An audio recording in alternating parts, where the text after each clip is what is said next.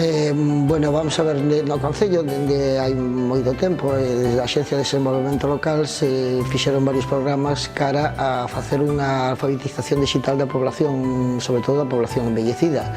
Vista a alternativa de que, bueno, que dentro das líneas do GDR se podía invertir en TICs, pois nos pareceu que tendo este local aquí, que se podía utilizar para montar un centro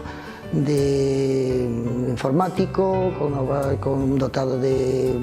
novos ordenadores e que, bueno, que tivera cobertura de banda ancha, o que puderan acceder non só a población maior, sino tamén os nenos. De feito, nel se imparte formación. Evidentemente foi moi importante, probablemente se non houbera a subvención do líder, esta aula que estades vendo pois non existiría.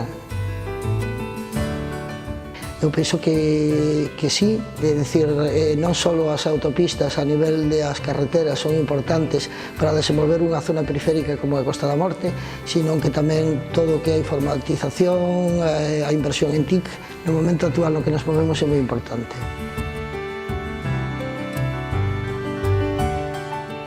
Nós, de feito, desde a Axencia de Desenvolvemento Local asesoramos a todo tipo de emprendedores e incluso de empresas que xa están instaladas para poder acceder aos fondos do GDR.